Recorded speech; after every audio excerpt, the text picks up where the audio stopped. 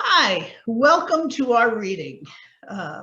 American Writers Review is a literary journal published by San Fedele Press, an independent micro publisher based in the United States, but seeking a more global audience. I am Dee Ferrara, the editor of the review and co-founder with Patricia Florio of San Fedele Press. We seek diverse voices and images and hope our journals find an equally diverse audience. This year, we were pleased to welcome poetry editor Wayne Benson. Hello, Wayne, who joins Pat, Dale Louise, and me on the staff. Wayne is a poet, writer, and editor with an MFA in creative writing. His poetry has been published in Crape and Pen, Mineral Lit, and other journals.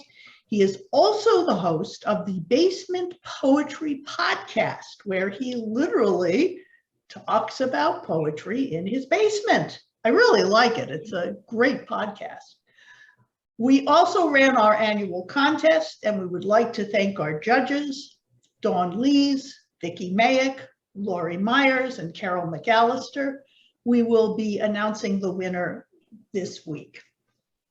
Some housekeeping. We will be recording this reading, and we will make the recording available via email and on our website after the reading. Please make sure that you are muted unless you are reading.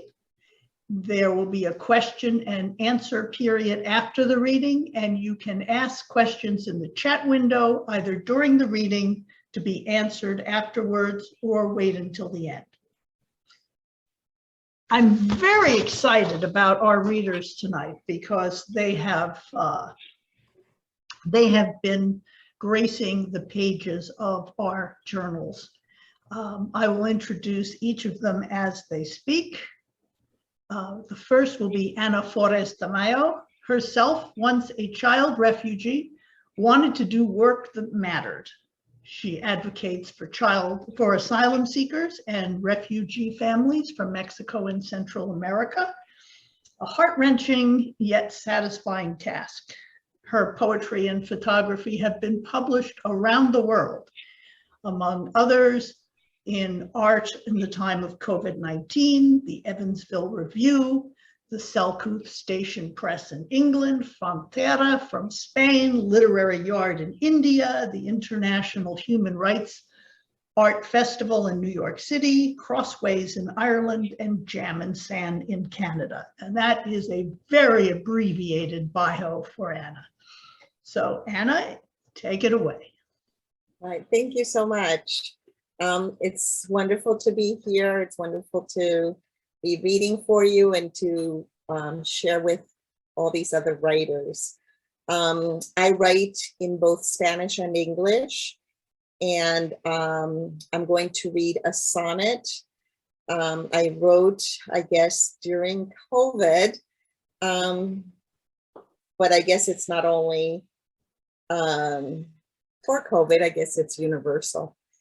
I'll read it first in English and then I can read it in Spanish. If you don't understand the Spanish, I'd suggest you just close your eyes and you listen to the sound, because that's a big part of poetry, is the sound. Okay, New Day dawned, sorry. The wind chimes quailed with leaden silence. The stars shone glory in their pre-dawn dusk. My footsteps rustled, crunched the tumbled leaves briskly crackling beneath the overhanging eaves. The wolf dog sniffed the stillborn air, searching for his morning prey. Of course, he knew he had no chance of darting past, pouncing on that rabbit ambling o'er the trellis fast, or the squirrel scampering up the tree limb. The quiet of the morning air lay thick as fog descending, yet soon the sun would break its silent inkwell, would streak its loveliness in streams of joy and warmth, reminding me that even when year's toil is heavy plight, these morning walks are miracles that flaunt a new day's flight. Okay, now in Spanish, El Amanecer. An interpretation, not a translation, because translation is never poetry. As I said, close your eyes if you don't understand and just listen to the sound. Las campanillas de viento sofocan el silencio brusco. Las estrellas brillan su gloria en el crepúsculo antes del amanecer. Mis pasos retumban, crujen las hojuelas caídas, desmoronándolas bajo los aleros colgantes. El perro lobo olfatea el aire muerto, buscando su presa matutina. Por supuesto, sabía que no tenía chance de fugarse, abalanzándose sobre el conejo que ronda por el enrejado o la ardilla que corretea por la rama del árbol. El silencio que sopla en la mañana se espesa como la menorada niebla, pero pronto el sol despertará su tintero silencioso, lucirá su belleza en corrientes de gozo y calidez, recordándome que cuando los años son difíciles, estos paseos de madrugada son milagros alardeando la primera luz. Thank you. Thank you. That was just lovely. Thank I found that wonderful in every language, both Thank languages. Thank you. Now we will hear from Joel Shabazinski. And if you would just unmute, and Anna, if you would mute. Okay, I am just getting Anna in here. I'm not getting Joel. Can you hear There me? you go. Okay. Gotcha. Joel Shabazinski is an activist, writer, and retired professor of anthropology and gerontology. His most recent book, Breaking the Watch, The Meanings of Retirement in America, won the Kalish Award. His poetry, fiction, and nonfiction have appeared in American Writers Review, Beyond Words, The Examined Life Journal, The New York Times, Poetry Quarterly, and Windfall. We like how we just kind of snuck the New York Times in there. And many others. And Joel, if you would, please read. Okay, fine. I'm happy to. And thank you very much for this opportunity and the support for the work of all of your writers. The piece I'm going to read is called Toilet Paper Panic. And it is a prose piece, and it is a kind of an anthropological angle on watching aspects of American culture unfold as the pandemic, which of course we're all still living through, began in its early months. It's wry. I trust or hope it's accurate, and it may or may not reflect some of the behaviors each of you out there found yourself, or at least your neighbors or family members, engaging in. Okay, toilet paper panic. Plagues produce delusions as well as disease and death. COVID-19 has sadly been no exception. In the fateful early months of 2020, myths and misinformation were quickly spawned, as if the germ theory of infection had become obsolete, and a medieval faith in spontaneous generation had been reborn in the medium of social media.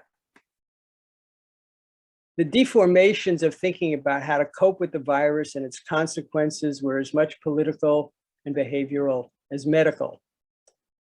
People quickly came to fear shortages of critical supplies as much as, if not more than, they worried about getting sick. And among the most targeted of their concerns was running out of the wherewithal for personal hygiene and indoor sanitation, especially disinfectants, and what the advertising geniuses had cleverly and euphemistically labeled bathroom tissue. The run on the supermarket shelves was on. Recent psychoanalytic explanations for America's toilet paper panic offer a helpful Freudian perspective. However, there is also a cultural dimension that has not been fully considered. When Americans travel abroad, visiting developing or third world countries with challenging arrangements for relieving and then cleaning themselves, they invariably come home and love to tell tales. You have perhaps done this yourself or heard this from your friends. They come home and they love to tell tales, not about the cultural, historical, or natural wonders they have seen, but rather about their adventures and misadventures trying to poop and pee. Why the narrative fixation in our society on stories of excretion? Among the features of American culture we love to brag about are the qualities of our holy of holies, the bathroom. The technical ingenuity, the immaculate conception of the entire arrangement, and the aesthetic splendor of the experience are, we believe, the envy of the world. Americans love to accompany their bragging with boasts of daring do about where and how they have made doo-doo. Thus, the anal fixation is more than just Freudian and transcends early developmental challenges of retention and release, control, and continence. We have turned it into a rectal celebration of our homes and our valor. The fear of inadequate toilet paper threatens to undermine the cultural hegemony that both sets us apart and has long licensed us to dump on the rest of the world.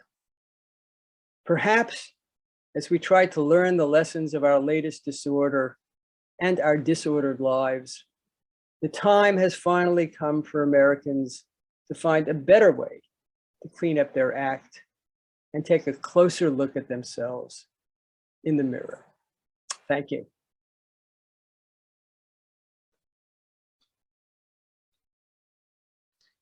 Thank you. I really appreciate that. I loved it when we published it, and I'm still fond of it now. Thank you. Okay, now, if we can move to, here we go. Our next reader is Gail Martin. Gail Martin, and these are her words, found a constructive outlet for her childhood penchant of lying, writing creatively since 2005. She's won numerous awards for fiction and creative nonfiction. Her most recent novel, Don Juan in Hankey, PA, which I loved, has been published by Northampton House. She has a master's in creative writing from Wilkes University and lives in Lancaster, Pennsylvania. Gail? Thank you. Thank you so much for the chance to be here. It's a great opportunity.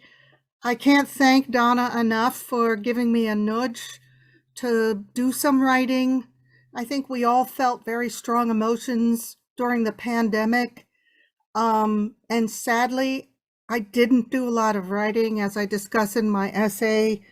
In fact, when it came time to writing about it, I didn't think I could write in first person. I thought it would just do me in. So I wrote in second person. So that was a deliberate choice, in a way, to remove myself from some of the extreme kinds of feelings that I had during the startup of the pandemic.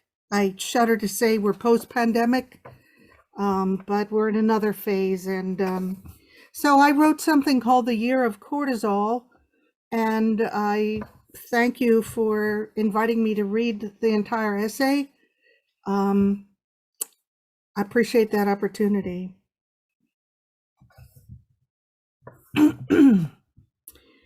You heard it was the year of the rat, a yang year, yang being the active male principle of the universe, and the complement to yin. You know 2020 was also the year of the nurse, according to the World Health Organization, because 2020 was the year your only daughter started her nursing career 2 weeks before the pandemic kneecapped the United States of America, the irony of which will haunt you until she is vaccinated in 2021. Looking back over the past 12 months, you would like to offer the universe another organizing precept. You have irrefutable proof it was the year of cortisol. You know cortisol is the body's natural alarm system. You learned somewhere that it's your predominant stress hormone. Whenever you're thrown into fight or flight mode, cortisol kicks in. Maybe you first received that information in your 10th grade health class? Cortisol is a go juice that revs up your senses and helps you cope in the face of dangers, emergency threats. Your ancestors needed this stuff when they lived in caves and were chased by saber-toothed tigers. It was kill or be killed, sweet, smiley Mr. Grafe had said during the fall of 1973, because the second half of the year was always driver's ed. You pondered whether saber-toothed cats lived during the same time as early man, since Mr. Grafe was no anthropologist.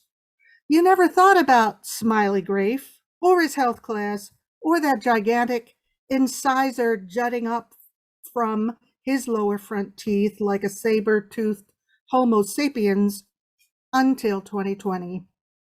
Okay, maybe once before you thought of him when one of your incisors began crowding out your own lower teeth at the same time you career changed to become a classroom teacher in your 40s, circa 2001. You didn't want to be called old snaggletooth behind your back by 8th graders, all eyes staring, wondering why you obtained a master's degree to teach the 8 parts of speech, but never invested in your smile. So you did. The only 40-something with braces you knew. Smiley, because that's what you kids called him, had warned that the body is not supposed to have elevated levels of cortisol raging through it permanently. That was the main reason you convinced your mom it was okay to divorce your dad eons ago, once you had your driver's license, because dad used to drive you a lot of places too.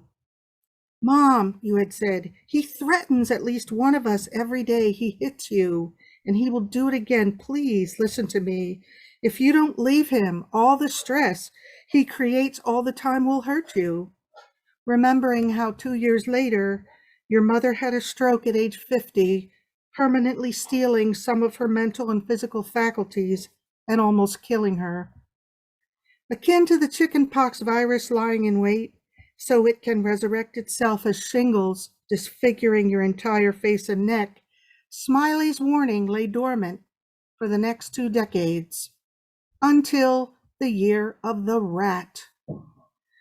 The year that proved a megalomaniacal racist mafia boss with the ethics of an alley cat, crossbred with a murderous pig, was punching far above his weight when it came to handling his big boy job, and oh yeah, the pandemic too. Also in dealing with a modicum of competence with the world's biggest economy tanking in March, not to mention the protests against systemic racism, and then the US justice system overtaking the country. You would be remiss if you didn't mention the ceaseless lies spewed and perpetuated on every platform. The election was rigged. Sleepy Joe Biden has dementia, and I won the election by a landslide that you couldn't retreat from, or perhaps didn't try hard enough to do so. In your desperation, you kept yourself apprised of the latest calamity by tuning in.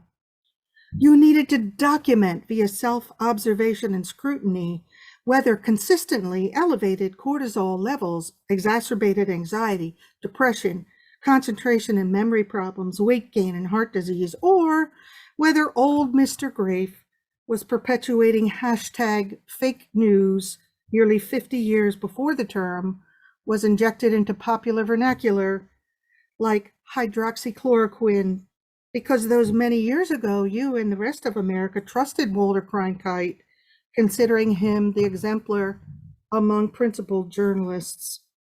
You remember feeling helpless when the governor put your state on lockdown. How could an entire Commonwealth that is 300 miles east to west be locked down in the first place? Whenever you're standing at the kitchen sink these days, you spy a fat plastic tub overflowing with dozens of wine corks because during that lockdown, the selfsame governor closed state-run liquor stores, deeming them non-essential. Following the cratering of your 403B and losing 15 years of investments, slim bottles, fat liters, and entire boxes of wine on sale in grocery stores were essential to wholly numbing that goddamn fight or flight instinct overtaking your every waking hour. During the early months of the pandemic, you were all about flight, mentally removing yourself from your life as you had lived it, because day-to-day life was stimulating your cortisol to elevated levels never sustained before. You ate CBD gummies and soaked in CBD bath bombs. You did vinyasa yoga. You attempted cooking therapy, preparing gourmet foods and complex recipes, many of which celebrated saturated fats. You noticed newfound belly fat flopping over your work sweatpants, either from the increased wine intake or stepped up cortisol or both, and started walking the rescue dog 4 to 5 times a day briskly, timing yourself, getting that heart rate elevated 15 minutes a pop. Then you watched an officer kneel on George Floyd's neck for 8 minutes. You could no longer focus. You stopped reading and doing anything that brought pleasure. You didn't deserve pleasure.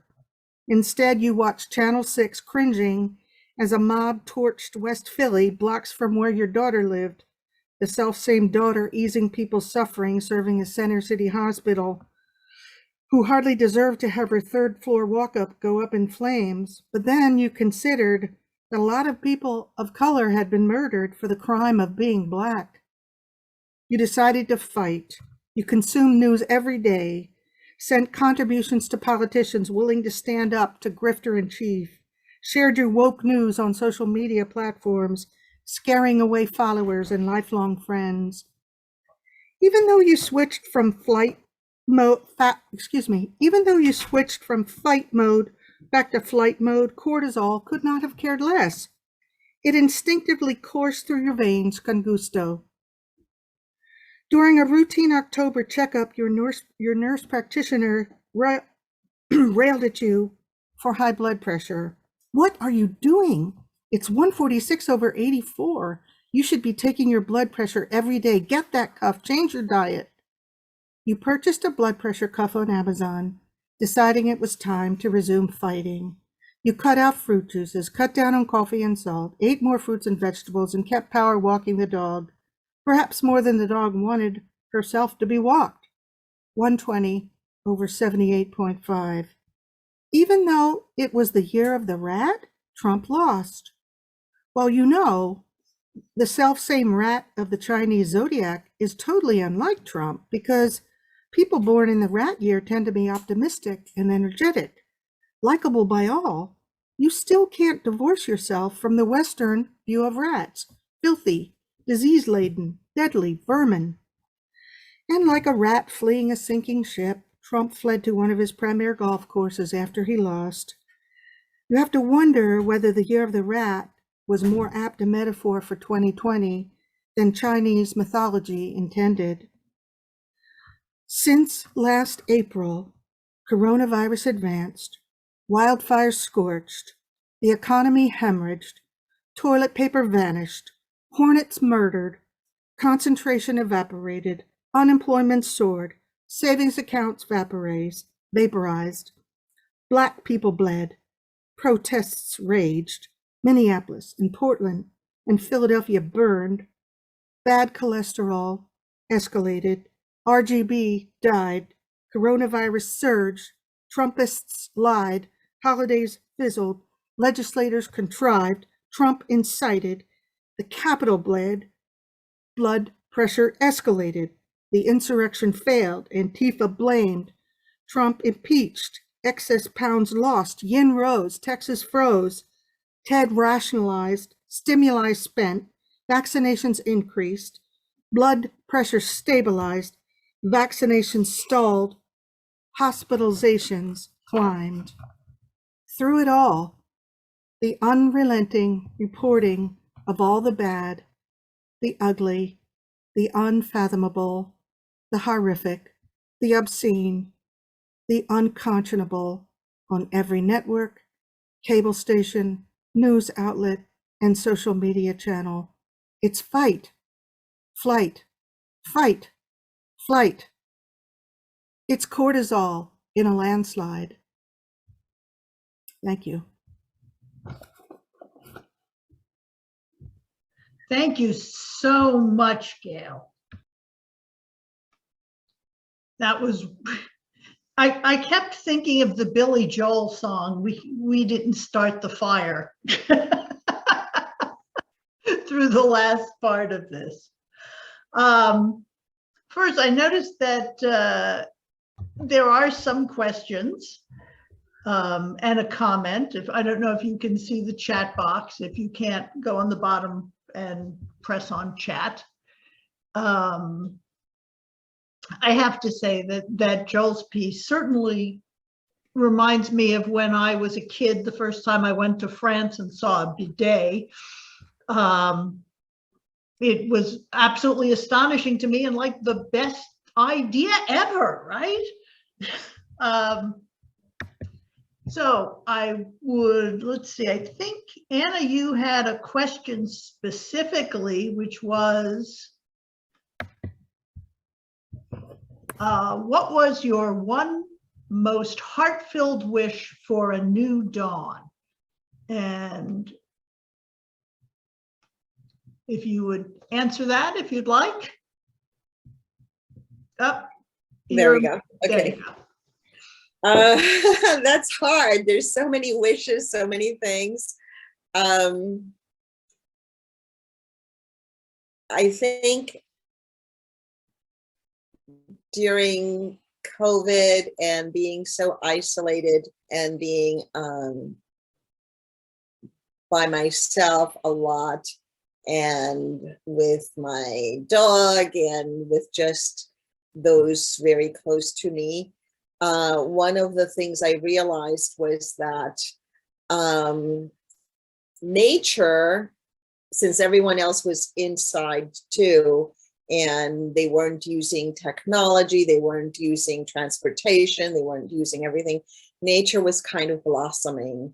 And I really, really like that. And even though there are so many horrible things with COVID and so many terrible things going on in the world, as we just heard in this last piece, there is still that hope and that positivity of there is a new dawn, there is hope, there is nature breaking through, there is beauty in the world, whether it's in the early morning break of dawn, or if it's in a little boy doing something that makes you smile, or anything like that, whether it's people or nature or anything. And I guess that's what I want to see continue. After everything started opening up and everyone started taking off their masks, I realized that, you know, things were going back to normal. Pollution was taking over again, and that kind of saddened me. So I didn't like that. You have another quick question, Anna. Do you write in Spanish or English first? Okay, that's very complicated. I write in both languages. I usually I write in English, but then I continue in Spanish, and then my Spanish I look at, and then I change my English to the Spanish, and then I go back and forth. So it's a simultaneous process. A lot of times for some poetry, depending on what it's about, I've written in Spanish. Like when I wrote poetry, I've written some poems about my childhood. And those, interestingly enough, I wrote in Spanish first. And then I started working on it in English as well. But most of the time I'm more comfortable in English because I grew up here. And so I start in English and then I go back and forth. But usually I write simultaneously. And one of the things that, I always tell people, translation is not, I never call it translation, I call it interpretation, because you can't translate a poem. If I translated the poem, it would not be the same. It would not sound the same because you have to take the sound, the rhythm, everything has to go into the whole aspect of the writing. And so that changes how I write in either language. Thank you. But it's funny because I was asking myself the same question. For Joel and Gail, how has the pandemic changed how you work? Either one of you can go first. You'll have to unmute yourself though. Okay. For me, it changed everything about how I work for about 2 years. So I'm employed in marketing and PR for a college in the Philadelphia area, and we went remote almost entirely. We were just as an institution dedicated to keeping our numbers down, hoping that if we could control that people would trust us to send their children to our school to be educated. Lately, I think there's been a tremendous weariness. The pandemic is still hanging on, still these little surges, micro aggressive surges, and people are still dying. Thankfully, everyone where I work had to be vaccinated or find other employment. But we have been asked to return to a more normal work schedule. I didn't know if you meant work employment or or creative work. I was thinking more creative, but your work is creative too. I do a lot of writing in my job. I would say I just don't feel as comfortable creatively writing. What comes out is I feel like I'm adjusting better to the pandemic, thankfully, because of those people I really care about are vaccinated, and I haven't lost anyone close to me, but I don't know if I'll ever be the same kind of writer that I was before. It's just too much of a shock to what has happened is too much of a shock to my psyche. I know what you mean. I really do. Joel. Okay, so as for myself, I've had the privilege and good fortune to be a retired person, and I retired a few years before the pandemic started, so it didn't have any direct impact on that aspect of my life. But when I look at the things that I do care about deeply, it just intensified my commitment to the political work that I do, my involvement with some environmental organizations.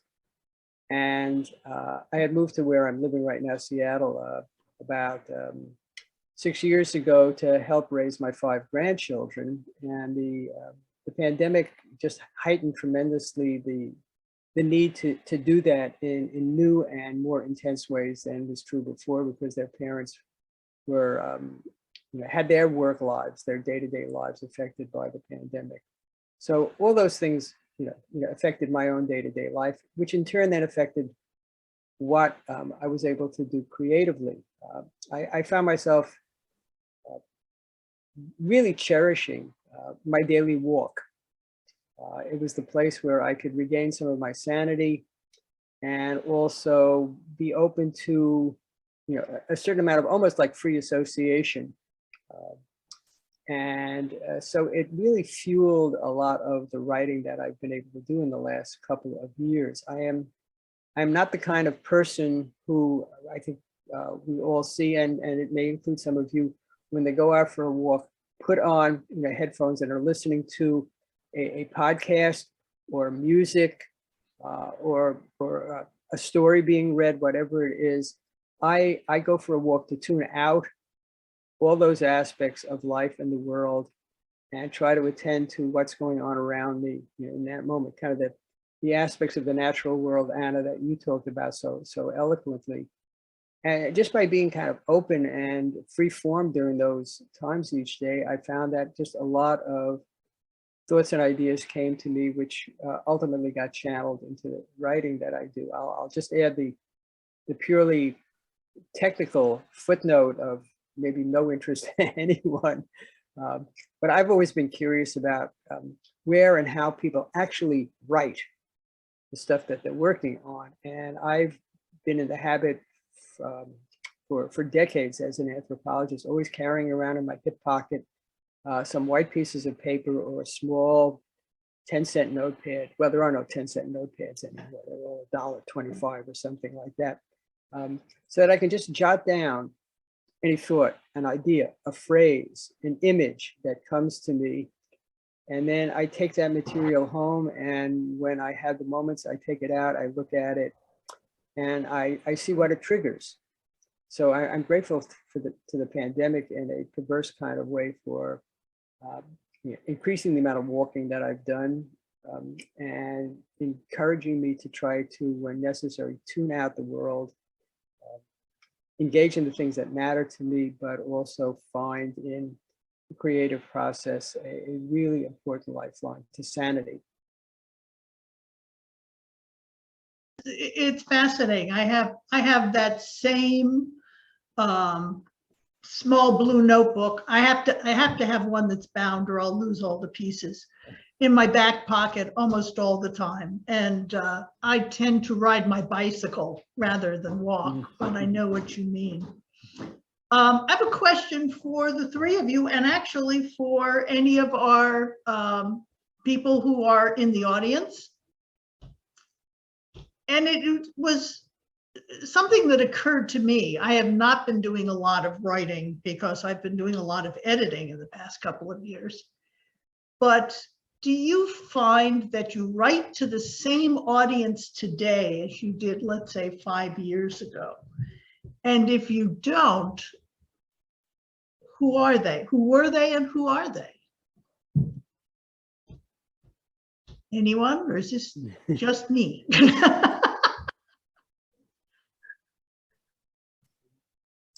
Well, I'll No, go ahead. yeah, okay. I think the audience that I had in the past, or the people I think of I'm writing for or trying to speak to, remains there, but it has also expanded over time, because I think the pandemic, in some of its irony, while it has boxed our lives in, has also given me, at least, an opportunity to think more broadly about the world out there and the varieties of suffering that go on, and also the varieties of unacknowledged lives and labor that go on in the world. And so becoming more conscious of those things for me has increased my tendency to think of broader audiences that, if I'm not directly addressing them, at least I want to write about them to share what I think the lessons are of their lives with other people.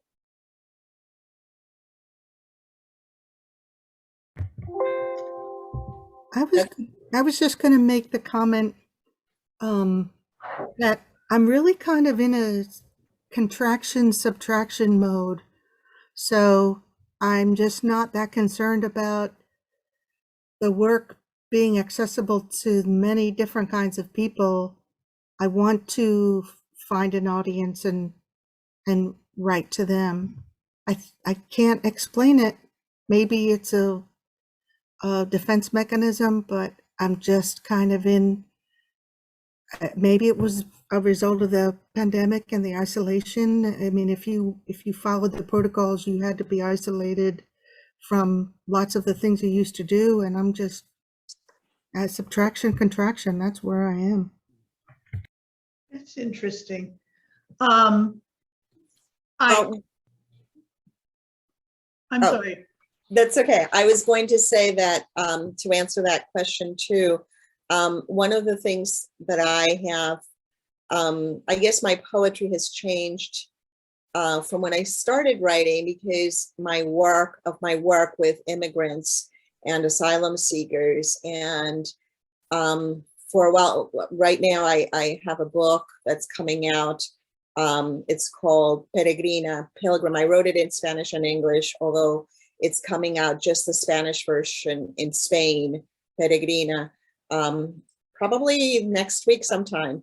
But anyway, I wrote that for the immigrants, especially the immigrant women. And though I have some poetry before it that was written before I became so involved with them, and now I'm writing pieces that are not so geared around asylum seekers, I'm still always colored by what I feel and what the work I do with them.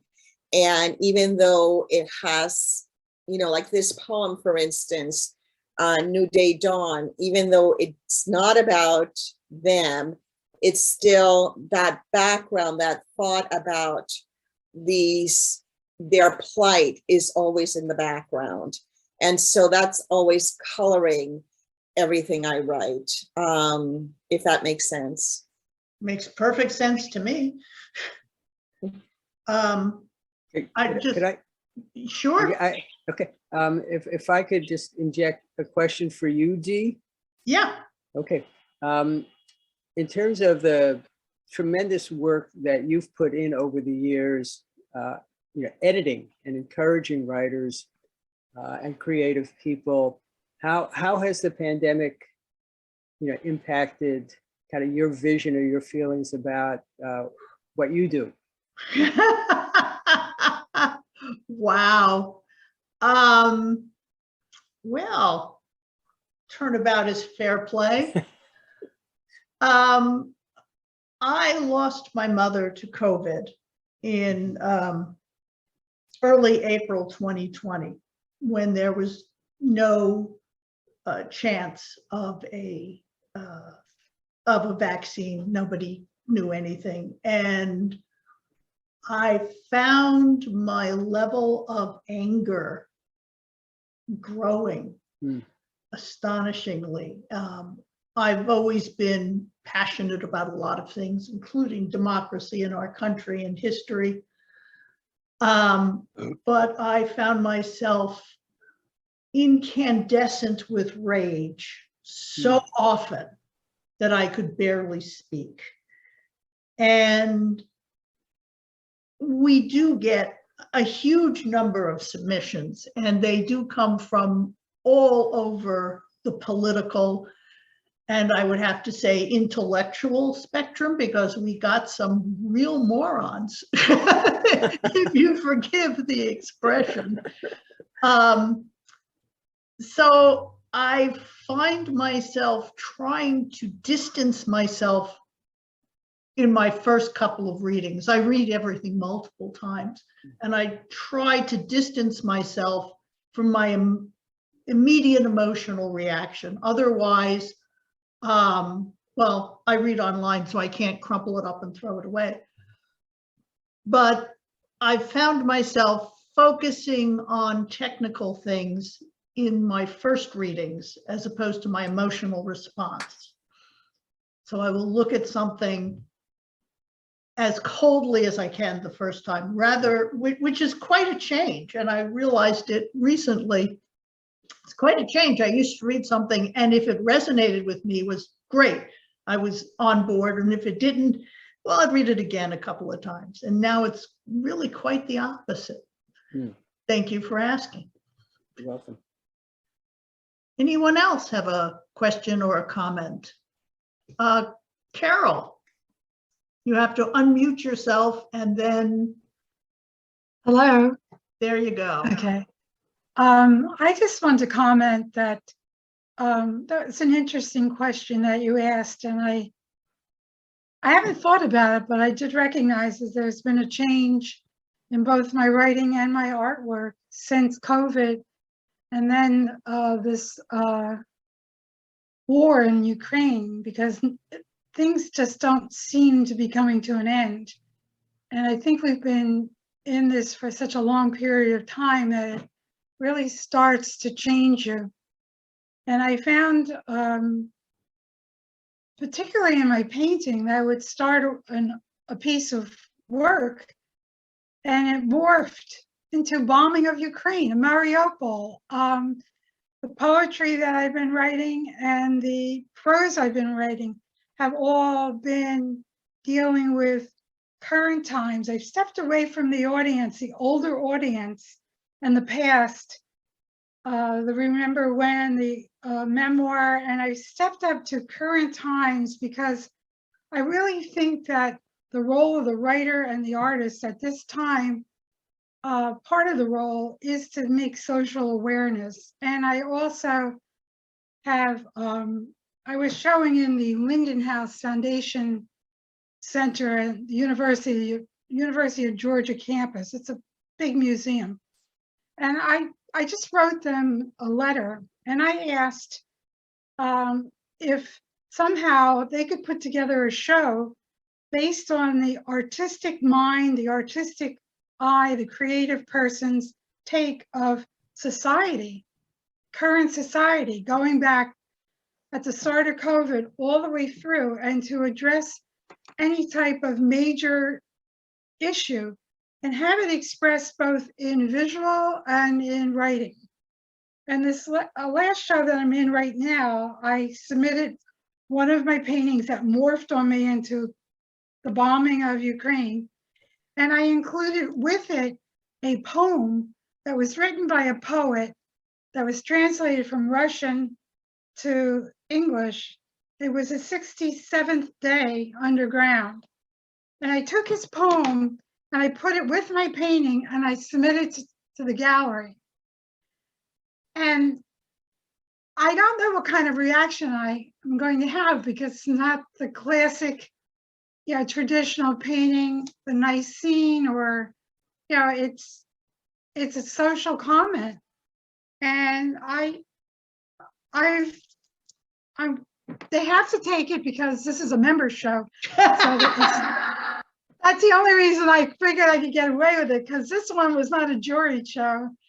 So they have to take my painting, and hopefully they will hang the poem with it. But as I said, I find everything is now that I'm focusing on is current. And I think the current generation that's coming up, I think I've lost my interest in, the past is interesting, but it's over. It really is over. Technology, everything has now stepped up because of all of these situations. I took experimental writing courses in lyric essay and non-traditional writing that's sanctioned, and there is a niche for them, and it's publishable.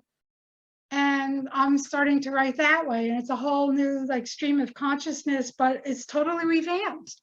So I think there's a big change at hand in both in creative arts, in visual writing, music, dance. I think expression is starting to roll into a whole new advanced position and a step up for me. Thank you. Thank You're you welcome. very much. Is there anyone else would like to speak? Don't. I have just a comment to what Carol had said. And hello, Carol. It's very nice to see you. It's good to see you too, Gail. Miss Um, you. I miss you too. I mean, Carol, I wish you well. And I think maybe you may be surprised at your work that's a social comment. I was shocked. My work for turmoil and recovery was social comment. Yes. And honestly, I didn't think I was going to go any further. And then I was just so honored to be invited to talk about it today. You know, like Joel talked about our fascination with excretion. In so many ways, this was it was an excretion for me to be able to write this and cleansing. I cleansed myself of a lot of Yeah. things, and I'm so grateful for the opportunity. But you know, Carol, I hope it does well. There's certainly some people who are tuned to social comment, and I hope it can continue. It's going to be very curious. We'll see. I think one of the interesting things about social commentary with art is that, at least for me, I think that all art is social commentary in one way or another. And I think it's a relief for people to be able to read or see art and get their social commentary from that instead of from the news, being bombarded day in, day out, day in, day out. And it resonates much more with them when they read a piece of art or they see a piece of art and it makes a social comment. It becomes much more immediate, much more heartfelt, because it reaches somewhere other than a third person objective news article might. And I think that's usually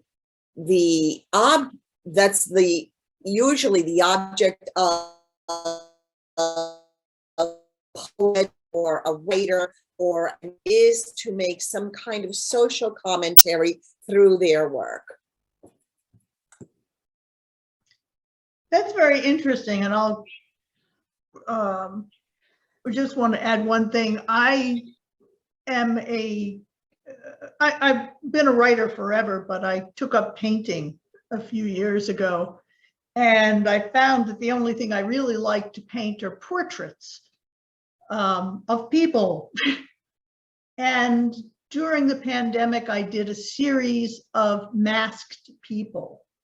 And I started out and everyone looked kind of cheery despite the fact that they're wearing masks. And I found that by the end, especially in my self-portraits, the pictures were becoming angrier, more anguished. And it's just the eyes really that you're seeing. And I was astonished at what I was saying in my art. And Carol, as I've said often, I respect your art amazingly. You are an incredible artist. But I started to see in myself maybe the beginning of a new form of expression rather than just, I'm going to make a picture. But anyone else? Bert. Okay. Hi, this is a fascinating question, and everyone's answers are fascinating as well. So I've been thinking about this as you're all talking. For many years, my writing was I read an interview years ago with Kurt Vonnegut, and he said he writes for his sister. She is his audience. And he thinks if she will enjoy it, other people will enjoy it. And so for many years, I chose my own sister, who's a writer and a poet, my older sister, as my audience. In my head, I was writing for her.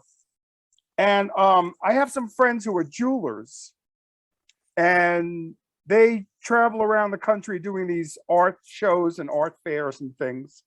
And I asked my friend Mayanne one day, you know, you create this jewelry and does it depress you that like nobody might buy it?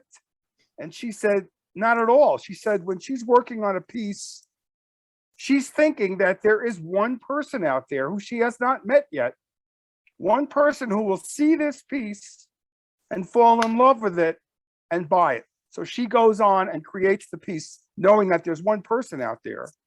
So I'm also a musician, and I write music and songs. And what is music? Music is frequency, notes that are a certain frequency that gets heard by the human ear. And so I started to think over the course of the pandemic that my poetry is written on a frequency. And there is someone out there, and it could be a multitude of someone's, who will read it in the same frequency. They will get onto the same frequency as my work. And it might be a harmonizing frequency, and it might be the same frequency. And those people are the ones that will become my audience.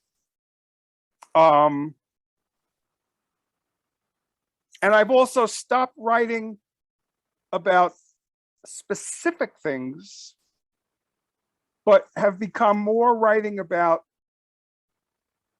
the result of what's happened. Like, we've all experienced loss, especially over the last 3 years, as well as my intense losses that I've experienced over the last few months. And so if I write about loss, that frequency will be picked up and harmonized by a reader who's experienced in their way the same thing I'm referring to. So in some sense, my musical part of me has leaked into my writing, even though poetry itself has music. Anna was talking about, just listen to the Spanish. If you don't understand it, the sound of the words, you will get the poem. And so my musical self has become almost a driving force in my writing. And it seems to be working. I'm reaching a lot of people, a lot more people I have in the last 3 or 4 years than I've reached in probably the 20 years before that. I would like to interrupt. I don't like to take up the time, but I don't know, Bert, if you're aware, but metaphysics, you've hit on a concept in metaphysics that people are attuned to certain frequencies. And there's a way to find out what note on the scale you are attuned to. And that's what you generally vibrate at. And you hit something that's quite a principle in metaphysics. So I thought that you might be interested in knowing that. Thank you. I'm a deeply metaphysical person. I can't deny that. So what you're saying, I'm tying right into makes perfect sense. Yes, absolutely. Well, thank you. I'm impressed not just by our readings, but by the responses, by the questions, and by the deep feelings that I'm sensing from this. As we wrap up, unless there's anyone who wants to say something, I'd just like to thank you all very much for coming. It's been wonderful having you. It's been wonderful having your submissions to our journal. We try very hard to put together a journal that is beautiful in word and image, and it is because of you people that we managed to do that. So thank you so much, and thank you for your attention. Peace.